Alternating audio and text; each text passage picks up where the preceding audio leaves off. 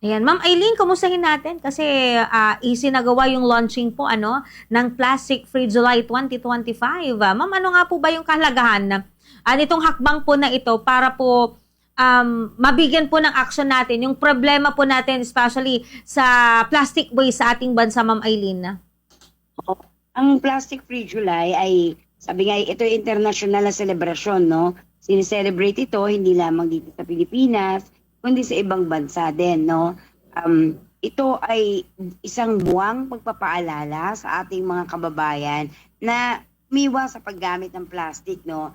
At gamitin na lamang yung mga ah, items o bagay na walang plastic o na gawa sa ibang bagay, no? Para makaiwas doon sa paparaming problema ng basura, no? Hindi lamang dito sa ating bansa, kundi sa buong bansa. Ayan, Ma'am Eileen, kapag ang pag-uusapan ba natin yung problema ng bansang Pilipinas sa basura, gaano nga po ba maituturing na kalala? Ang malala na, no? Kasi hindi naman siya nababawasan, no? Taon-taon ay tumataas yung ating mga basura, no? So ngayon ay ano na siya, nasa ang kwenta na ay nasa 1.5 kilos, no? Ang bawat bahay, no, ng basura, no?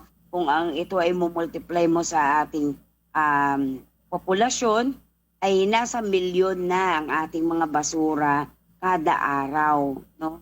So, ganyan siya. Umapalo na siya na nasa 20 million tons ang ating basura, no?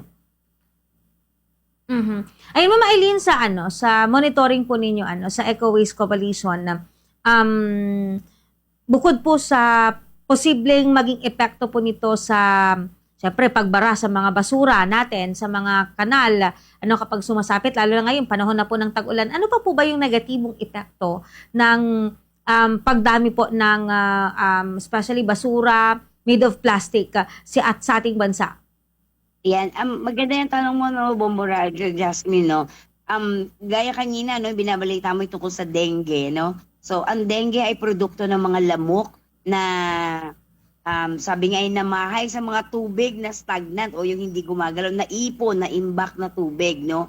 So, itong mga ito, nangyayari ito kasi may mga basura, halimbawa yung lalagyan ng tubig, yung mga plastic cups po ninyo, no, na ginamit kung saan-saan lang ninyo dilagay at tinapon, pwede po yung malagyan ng tubig kung umuulan at pwede na ngayon yung bahayan ng mga lamok, no? So yun lang yung isa, no? Pwedeng makapagdulot ng sakit yung mga plastic na kung saan-saan lang natin tinatapon pagkatapos natin gamitin, no? Marami din na nagiging yung iba na sinusunog, no? Yung iba sinusunog yung mga plastic kasi sabi nila ay maraming basura, hindi ko nakikita, sunugin ko na lang, no? Ito naman ay makakapagdala ng respiratory health problem, no? Ibig sabihin, kaya pagka nagsusunog kayo ng plastic, mararamdaman niyo po, ang hirap huminga, no? Yung mga naaamoy niyo, amoy chemical, amoy plastic, no? So, eto yung mga ilan na po pwede maging sakit, no? Ng ating mga kababayan, lalo na yung mga matatanda o kaya naman yung mga bata, no? Kaya dumadaming merong ubo, may sipon, may asthma, no? So, yan yung dun sa health problem, no? Tapos dumudumi pa yung ating kapaligiran, no? Yung land, water, and air pollution, no? Para sa environment. Yung ibang mga plastic na ginagamit nyo po, totoo na nakakabara ito sa no, sa daluyan ng tubig sa drainage, no? Kasi hindi ito nagbubulok, hindi natutunaw, no? So kailangan natin talagang ayusin yung ating segregation at yung management ng mga plastic na to. Pag hindi natin naayos, napupunta ito kadalasan sa ating mga karagatan, no? Pag nasa karagatan na po yung mga plastic na yan, lalo na po yung mga plastic bag, ay napapagkamalan pong pagkain yan ng ating mga isda, no? At syempre, pag kinain nila at hinuli natin yung isda, mapupunta ulit sa atin, no? Sa atin naman mababalik yung itong mga plastic na ito at makakain natin. Kaya marami pong mga pag-aaral.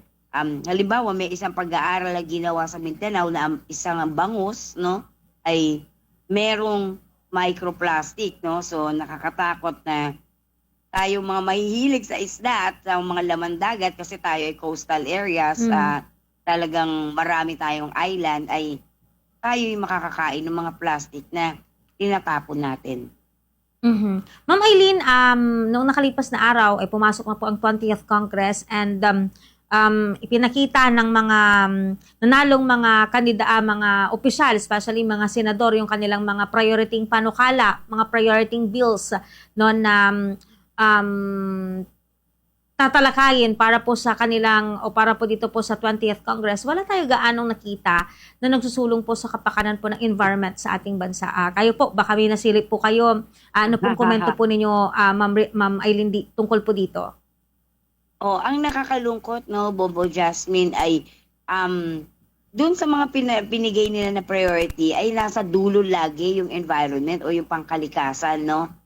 Ito kasi yung pangkalikasan at environment, hindi nakikita, no? Hindi ganun ka-visible pero ang laki ng epekto. Malaramdaman lang kapag bumabagyo, pag may kalamidad, pagka malaki na yung problema sa basura, no? So lagi-lagi doon lang pumapasok yung ay kailangan ko pala ng ordinansa, ay kailangan ko pala ng batas, no?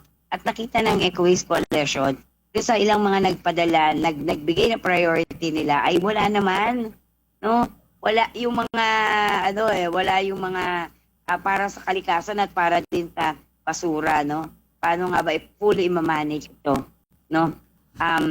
So doon pa lang kailangan paigtingin, no, yung solid waste management kasi may batas na tayo at nasa 25 years na ito, no? Pero hindi pa fully implemented.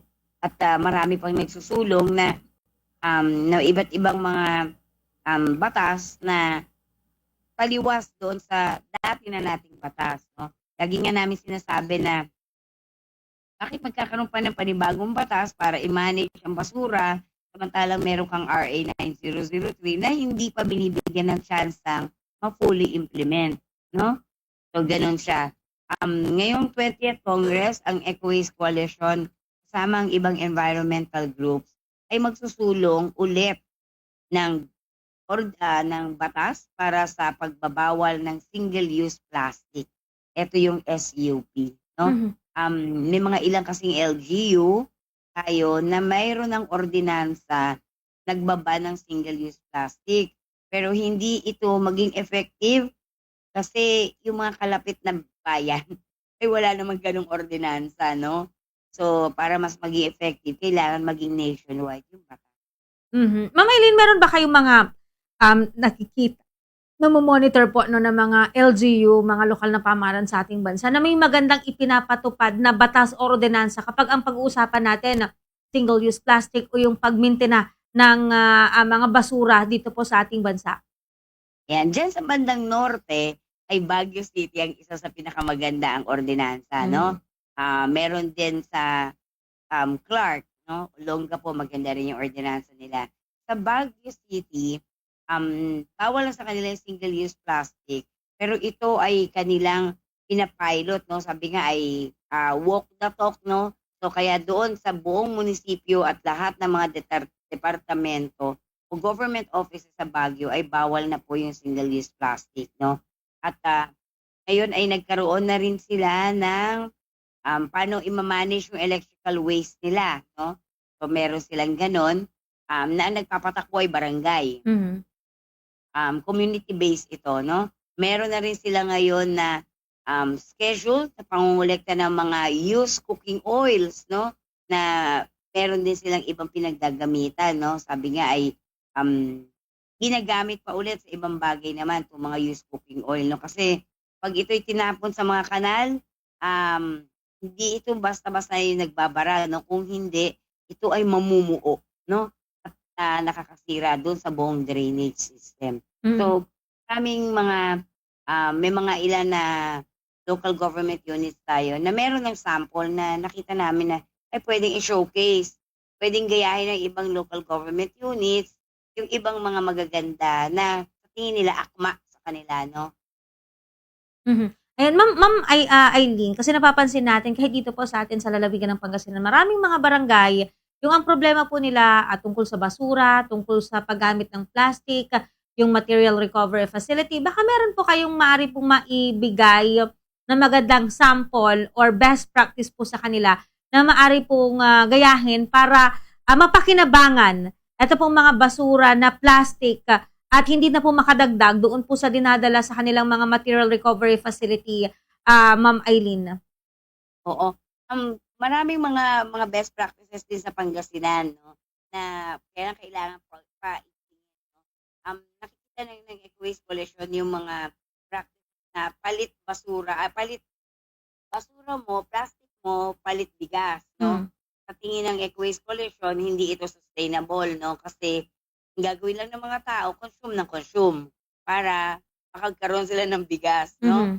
So, imbes na yung ipambibili nila ng mga nasa plastic ay, bibili na lang nila ng bigas, 'no. So, yun yung isang nakita namin na dapat baguhin, 'no. Kung puwedeng gayahin ay maaari na, yung iba maglagay ng mga refill stores, 'no. Ibig sabihin ito yung mga tindahan na nagbebenta ng tingi-tingi, 'no, na para magdala na lamang ng lalagyan yung mga kabahayan, 'no. Puwede rin ang local government unit ng Pangasinan ay maggawa ng isang mobile naman na refill stores. Ibig sabihin, umiikot, 'no, umiikot sa bawat kalye, 'no, at nag-aalok ng mga paninda para yung iba kasi, "Ay ang layo, ayoko magdala ng lalagyan." So eto, dun na mismo sa iyong harapan, 'no, ng bahay yung pupunta yung mga refill stores, 'no. Isa pa na magandang puwedeng gayahin mula sa ibang, local government units, yung house to house, collection. Ibig sabihin nito, may mga nakamotor o kaya naka-bisikleta na umiikot sa bawat kalye, 'no, na puwede niyang pasukin yung mga makikitid na daan, 'no, at lahat ng mga nakukuha nung mga kolektor na yon ay puwedeng dalhin sa materials recovery facility at ibenta, 'no. Ang nasa batas kasi natin, ang dapat kinokolekta lang ng siyudad ay yung residual waste, 'no, na kung saan ilalagay nila sa landfill. So, eto yung mga mga magagandang puwedeng gayahin, 'no, magkakaroon na ng empleyo, dagdag na empleyo yung ating mga, waste pickers o yung mga tao sa barangay na nasa environment, kahit mga street sweeper, 'no, at, hindi pa, hindi pa maghihikayat yung corruption, 'no. Kasi kadalasan yung mga hauling, bukod sa hauling fee, meron pang tipping fee, 'no. So, nakaano talaga siya, sabi nga, open for corruption, 'no. So, ito may iwasan natin, at yung ibang budget for solid waste management ay puwedeng ilaan para sa public health services, lalo na sa mga health purposes. Mhm. Ayan, Ma'am Eileen, kasi, ang buwan din po ng July ay ito pong, Calamity Preparedness Awareness Month, 'no. So, papaano po tayo makakatulong sa bawat isa po sa atin, kahit ito pong mga ordinaryong mamamayan po natin para kahit papaano mabawasan yung magiging epekto po ng, ito pong paggamit natin ng mga basura, hindi paggamit po ng mga plastic, hindi tamang paraan ng pagtatapon ng basura at mabawasan yung epekto po ng, mga kalamidad na tumatama po sa ating bansa. Go ahead po, Mm. Ma'am Maraming Eileen. salamat, Bombo Justin, 'no. Ang unang niyong gawin nasa bahay, simpleng-simple, mag-segregate po kayo, 'no. Ihiwalay niyo yung mga plastic, ihiwalay niyo yung puwedeng pang mabenta, 'no. Hiwalay niyo yung mga organic waste, 'no, para hindi magkakaroon ng methane formation, 'no. Sa mga kabataan natin at saka sa mga kananayan natin, kapagka po kayo pupunta sa palengke, ay magdala na lang po kayo ng lalagyan, bayong, 'no, o kaya naman yung iba pang mga bag na gawa sa tela para hindi na po kayo maggamit ng plastic. 'Pag nakita kasi natin sa palengke, kada isang tindahan na bilihan mo, kahit na kamatis lang 'yan, tapos sa susunod na tindahan ay kalamansi, lahat 'yan tigi-tigisang plastic, 'no? So, para wala na, ay magdala po kayong sarili ninyong lalagyan, bayong or bag. Sa ating mga kabataan, magdala na lamang kayo ng sarili ninyong lalagyan ng tubig, 'no, para hindi na bibili ng mga PET bottle. Sigurado pa tayo na malinis yung iinumin yung tubig at hindi magko-cause ng diarrhea, 'no. So, siyempre ang tubig sa bahay mas malinis at mas kampante, 'no.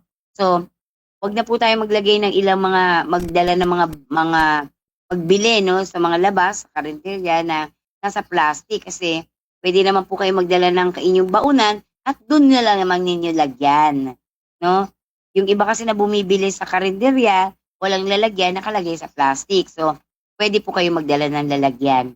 No, marami pa pong ibang way, no?